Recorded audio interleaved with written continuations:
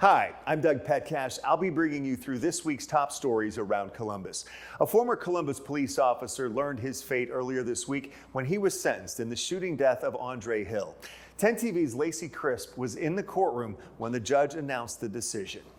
Plus, city leaders are now pushing back after Vice President J.D. Vance named Columbus as a city where people may not feel safe to go downtown. And several families in Lancaster are thinking about their next steps after last weekend's flooding damaged their homes and businesses. Community members are coming together to offer support as recovery could take time.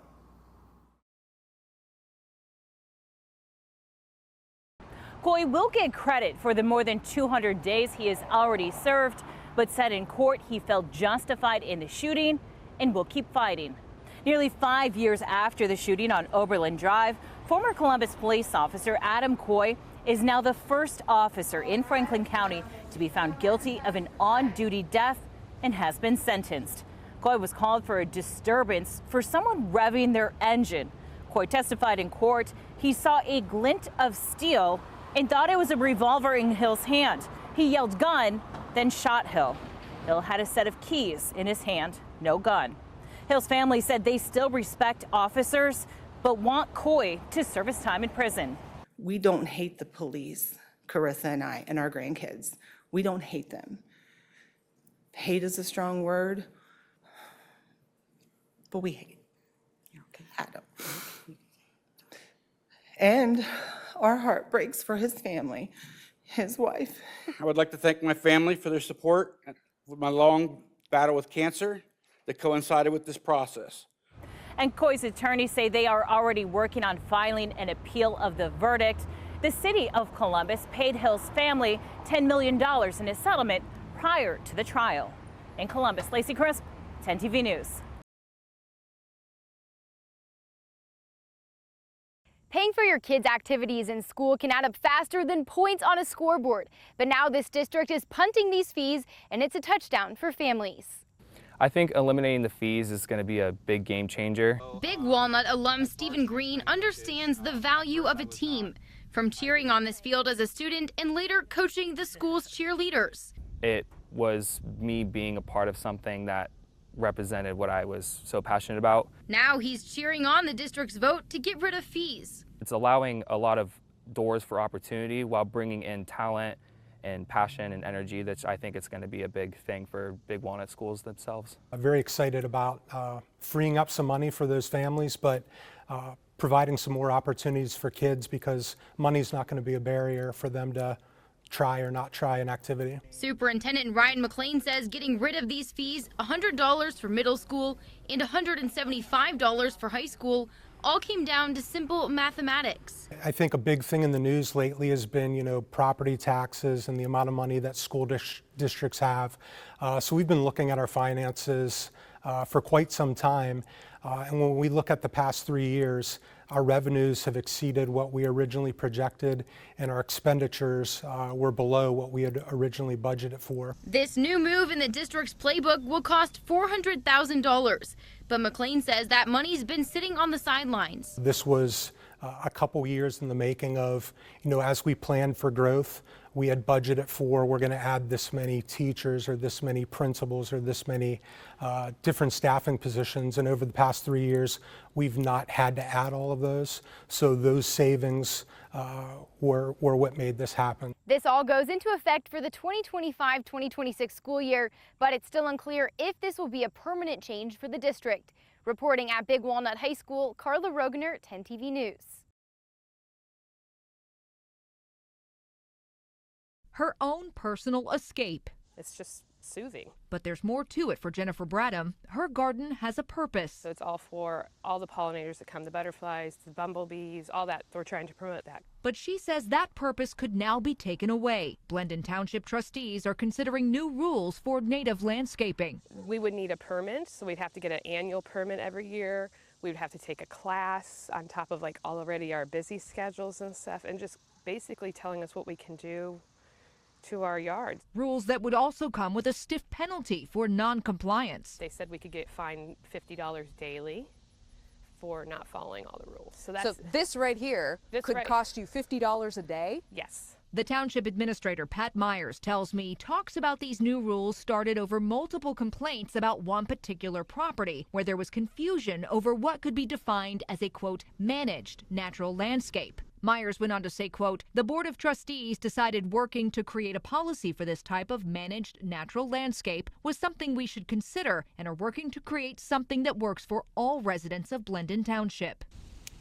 Even though it's still in draft form, Jennifer Bradham and her neighbors are still nervous about what this policy looks like and how it will affect their yards and their pocketbooks. Do you feel like the township is overstepping their bounds? Oh, I think so, yeah. I don't know why they're doing this reach when there's so much other things they could be taking care of right now. She says it should be up to her what to plant in her garden. But I don't think they should be able to tell me how I make my yard beautiful. So you work down here and you spend some time down here. Do you feel safe when you're in downtown Columbus? Yeah, I've never had an issue personally. That's the overall sense we got from people we talked to downtown Wednesday around lunchtime. Zanaya Taylor and Blake Moore work at Gallery by CFA clothing store on High Street during the day and enjoy the restaurants and nightlife of the Short North. Oh, I've been spending time out here since I was a teenager, since I was a young man, and yeah, I've never really felt unsafe just walking down the street. It's a lot of fun. It's really beautiful too. Like there's a lot of art and stuff around here, so there's a lot of stuff to do too. Mark Magno was visiting from New Jersey. I feel super safe, and honestly, I never felt any sort of sketchiness or anything. Everyone's been welcoming. In response to the vice president's comment, Mayor Andrew Ginther's deputy chief of staff, Jennifer Fenning, said Columbus is experiencing a more than 12-year low in homicides and felonious assault. She goes on to say that's thanks to Mayor Ginther's investments in public safety and remarkable police work by Columbus Police. The city has spent tens of millions of dollars since 2021 in an effort to end youth violence, an issue 10 TV's Kevin Landers asked the mayor about earlier this month. Is this money really making a difference in trying I would just take a look at the numbers, Kevin. I mean, this is the lowest amount of homicides and non-fatal shootings we've had in 13 years. Violent crime and homicides in Columbus are way down this year. Felony assault cases are nearly half of what they were 2 years ago. The city is also seeing its lowest number of homicides on record going back to 2013. Violent incidents have happened. After a shooting in the Short North injured 10 people in June of 2024, the city added security measures in the area, including putting more officers on patrol in uniform and in plainclothes. Zanaya Taylor acknowledges there have been incidents, but feels safe partly because of the police presence. It's a good area to come and get a meal, hang out with friends. It's not anything too serious. And there are cops around here on a regular basis. So yeah, I do see a lot of police out, but yeah, I say the presence is pretty strong around here, especially in the Short North. When you're heading east on Livingston Avenue, you'll notice lots of these red signs placed in neighbors' yards along the road. Their message here is they want you to slow down and drive like your kids live here. It's very challenging when you have a main thoroughfare like Livingston, where you go from a very commercial area to a residential area. And we do have kids that are on this street. Mark Williams has placed several of these signs at his home in Bexley, where he's recovering from neck surgery. Whenever we hear an accident, we all go running. I think I have 911 on speed dial. These are photos of a few of the many crashes that have happened near his home at the corner of Livingston Avenue. We've had car parts in our yard. Our stone wall has been hit numerous times. We also see where people have rear-ended other cars. We have seen where they've run the red light and they've T-boned people. While Williams lives in Bexley, Livingston Avenue is patrolled by Columbus Police. Sergeant James Fuqua says CPD is hearing their concerns. That's why we worked with our traffic and engineering to reduce speeds in that area by making it, instead of 4 lanes, down to 2 lanes. That has definitely helped, but we have to continue to engage in other ways. Sergeant Fuqua says this corridor will soon be a focus for CPD's collaboration with Vision Zero. You will see officers on bicycles, you will see officers on motorcycles, you will see cruisers, you will see the traditional speed trailers. We're going to do everything we possibly can to engage with the public in a safe way, in an overt way, so they know that the police are there. Sergeant Fuqua says it's encouraging that neighbors like Williams are taking a stand. Williams hopes drivers and the city of Columbus keep paying attention. But I think that there needs to be more done. Reporting on Livingston Avenue, Carla Rogner, 10 TV News. According to this search warrant, back in June, that employee admitted to bringing Suboxone into the jail on Jackson Pike on at least 3 different occasions. It also says that she admitted to having the drugs in her purse during the time of her interrogation. How does something like this happen? It's the million-dollar question that the people who love Courtney Rhodes have been asking since December, after she died of a fentanyl overdose just weeks after she was booked into the James A. Carnes Corrections Center. To this day, has your family gotten any more clarity on how Courtney died, how Courtney got those drugs? Not at all. Not at all. The investigation is still open. We have no information at all. And today, her aunt, Stacy Collins, says those questions are now joined by dozens of others after a search warrant revealed that an FCSO employee admitted to bringing drugs into another local jail for a specific inmate. When you hear something like this, what's your reaction? What are we going to do? When is it going to stop? Are we going to keep allowing this, knowing that we know this is happening? FCSO leaders tell me Suboxone is one of the most common drugs brought into their jails illegally. In March, I sat down with them and asked how it was getting in. So the inmates, or the arrestees, I should say, when they first come in, they do go through a pat-down series. So they are searched. As far as if attorneys would come and they have a pro visit, what we have is that magnetometer out there that you would walk through before they go to meet with their client to have an interview. So, and then with contractors, they're vetted if they have to come in here to do work. But Collins believes staff members need a deeper level of scrutiny. What needs to change so that this doesn't happen again? Check their things, check it when they're leaving, check it when they're going on break, check it at all times. So that way you'll know how to stop it. According to data from FCSO, since 2021, more than 200 people have died of overdoses in local jails. Since February, we have been asking them if any of their staff members have been reprimanded for bringing drugs into jails, but they have not been able to give us an answer. We have also contacted them for comment on this employee, but we have not heard back. In Columbus, Rochelle Aline, 10 TV News.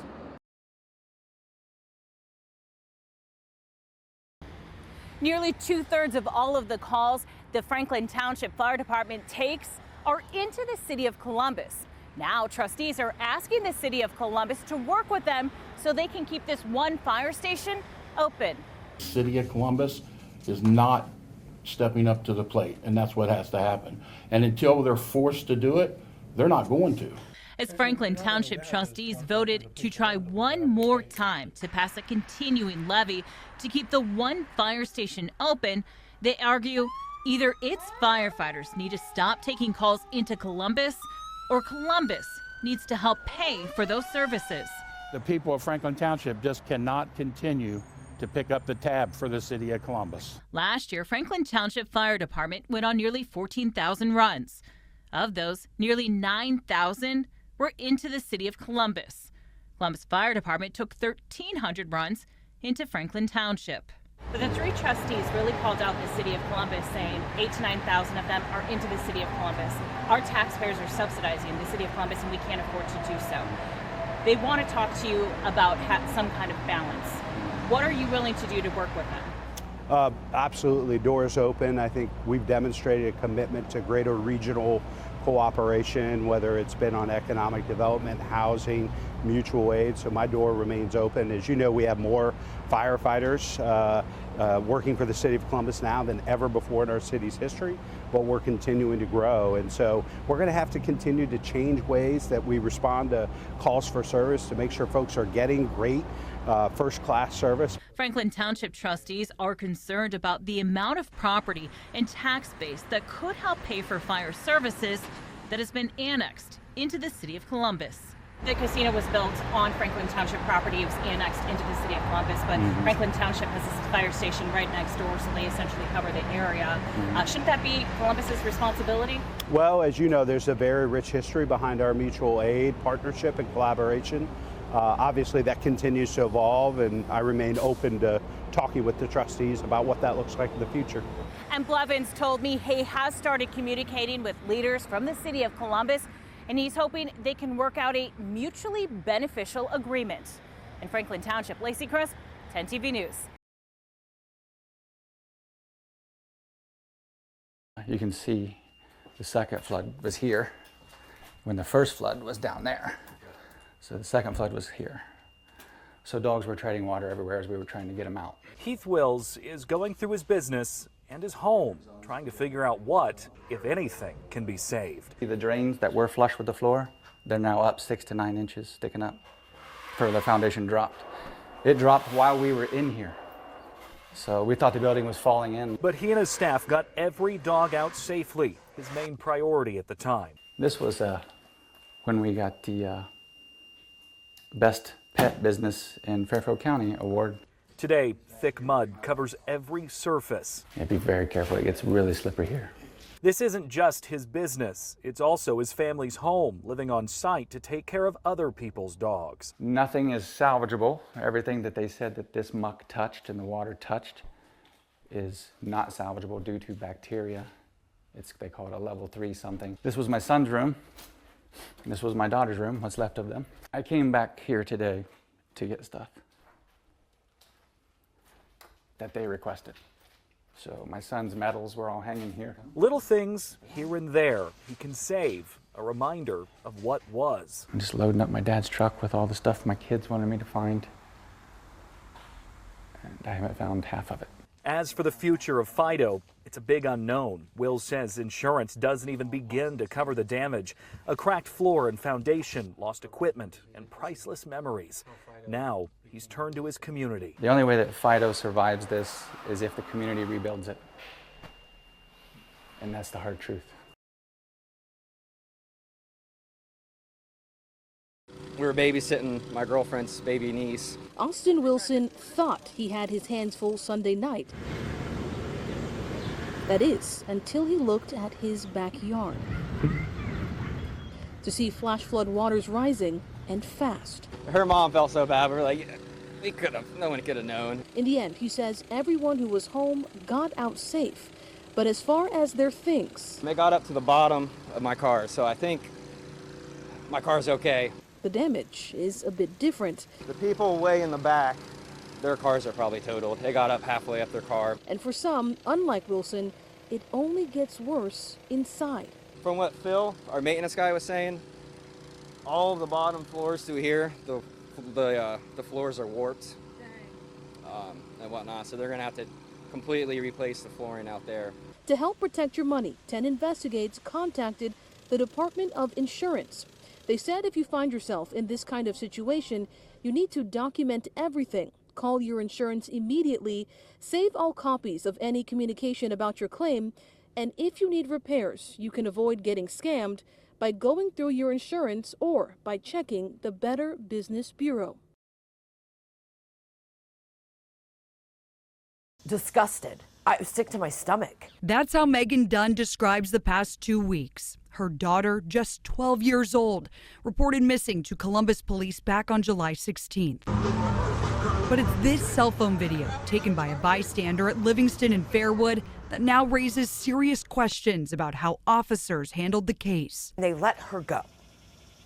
I have video footage of her and these officers, and they let that little 12-year-old girl that's been reported missing go. It's not okay. None of this is okay. That video, captured by bystander Deja Rutland. I just looked at the video one time and knew that was that little girl. Rutland recorded as police pulled 2 women and a man from a black Chevy Malibu, though it wasn't until the next day that she realized who the young girl might be. I got on Facebook and the first thing I saw was that little girl's face, and my heart stopped. Dunn confirmed the girl in the footage was her daughter, Chloe. The fact that she was this close to a fentanyl overdose and the police had her, no regard for any of it. The negligence. Columbus police asked questions. How old are you? But officers failed to recognize the girl they had in front of them. She provided a wrong name and provided a false age of 15. The officers called her out on that, and she eventually provided her correct name. At the conclusion of that traffic stop, the officers arrested the adult male who had a felony warrant for a parole violation. They released the adult female, and they released from the scene of that traffic stop and allowed them to drive away. I gave it a crack pipe and a crack. Girl, get out of the car. Get out of the car. How did those officers not look at this little girl and register that maybe she shouldn't be with this adult person? She's already provided a fake name, that maybe we need to bring her in for further questioning. That's all part of the internal affairs investigation. I wish I could answer that. I don't have that answer. I can't place myself in those officers' shoes. Why did they do that? Well, that's what we don't know. I will say that it wasn't until you sent us the cell phone video on Tuesday, the following day, that we even knew about the traffic stop. 2 hours after I made police aware of the video. 6 days since she was reported missing, the little girl was found by police. So did I help make this possible? You did, yeah, and we want to thank you for providing that video because we had no knowledge of it. Yes, we wish we handled the traffic stop differently. We wish that we would have been returned to her parents the day before. Dunn says while her daughter is safe now, she's still waiting for another phone call. I want an apology. I want you to say, you know what? We failed you and your family. There was only a 24-hour window before she was found again, but that doesn't matter. It doesn't matter when it was. It happened. CPD tells me the internal investigation is still being conducted and the consequences the officers involved could face are still to be determined. Reporting in Columbus, Bryn Caswell, 10 TV News.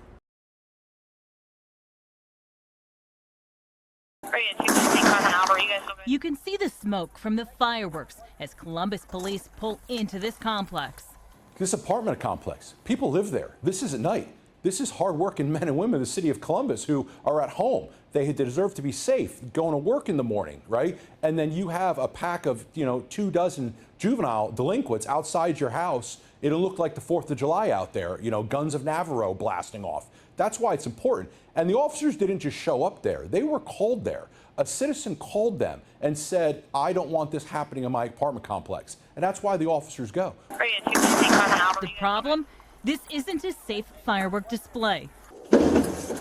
You can hear the shrapnel hit the Columbus police cruiser as officers respond after several neighbors called for help, saying people were throwing fireworks at other people walking by. They're throwing large fireworks in. You seen the large fireworks that could, what could they do?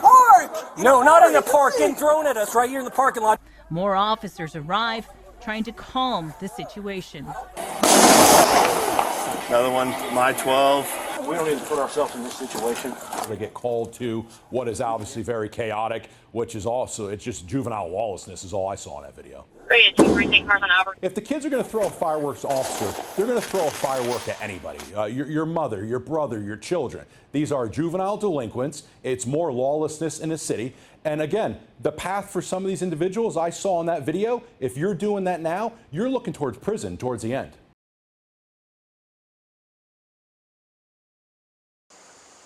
It's a well-worn path that leads down to the river on the other side of the fence in Pataskala. A rope swing hangs nearby at this popular swimming spot.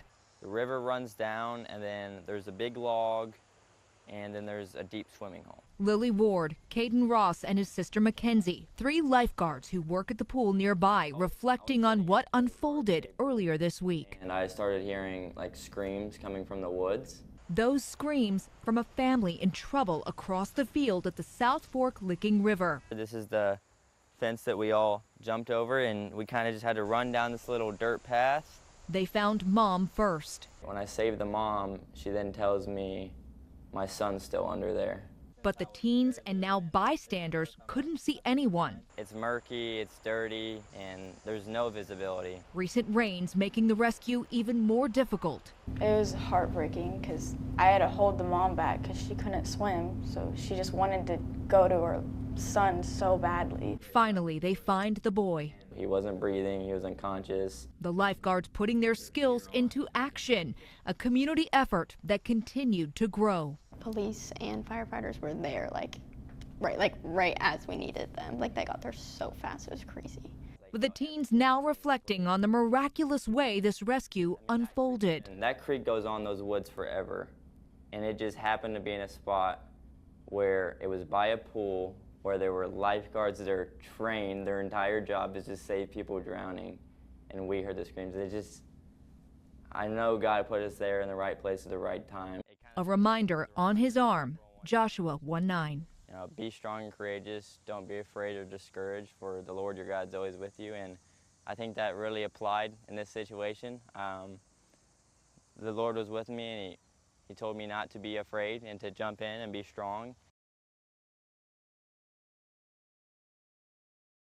Mary Hosenfeld is getting ready for the first day of school. I do a lot of hopping between stores trying to find whichever one is the best match for that price. She teaches middle school art at St. Paul the Apostle School in Westerville. She's filling her basket with certain supplies at the Walmart on Bethel Road. She says particularly pencils. The kids go through them like there's no tomorrow. They also like to break them sometimes. A pack of 48 pencils costs $3.67 here. From August 1st through the 14th, you'll save 29 cents on them in sales tax. We're excited. I always feel like it's kind of a second Christmas. Brooke Johnson with Walmart says shoppers are getting a break this year on the top 14 back-to-school items, including those precious pencils. The basics that every kid wants this year are all going to be less expensive than they were last year. Let's break down some other key supplies the kids will need and the money you'll save during the sales tax holiday. On the low price end, you'll save 4 cents in sales tax on a 50-cent box of 24 crayons. 24 cents on glue sticks that cost $2.97. Moving up the scale, this lunchbox costs $9.50. You'll save 76 cents on that. Some school supply lists include headphones. These mid-priced ones go for $12.88. Save $1.03. And if you need a bigger ticket item, such as this $349 iPad, forget the $27.92 in sales tax. It's not just students, it's not just parents, it's all of us getting all items, most items that are $500 or less throughout the store will be tax-free. Columbus 7th grader Jonathan Hernandez has his list. Pencils, folders, and a binder. And is looking forward to seeing his classmates. I'm also really looking forward to meeting new teachers. And teacher Mary Hosenfeld. You know what I do need, I just realized, is dry erase markers. Stocking up on supplies and taking stock of the upcoming school year. Teachers they're hard workers, and it's not an easy job, but once you get into it, it works out really well. Your life, it could change in the blink of an eye. Carrie Harrington says her life changed Saturday night as she was walking to a bus stop on East Livingston Avenue in the pouring rain. I had just left work and was stopped at Walgreens and was getting ready to cross the street to catch the bus home.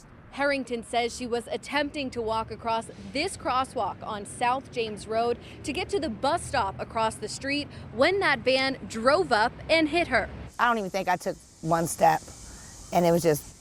This surveillance video from a nearby business caught part of the encounter that night. The white utility van turns onto James Road, dragging Harrington underneath without stopping. It's just a shocking thing, you know, that somebody would do this to another human being. Columbus police say they're still working to track down the driver of that van, described by a witness as an older white worker van with heavy rust around it.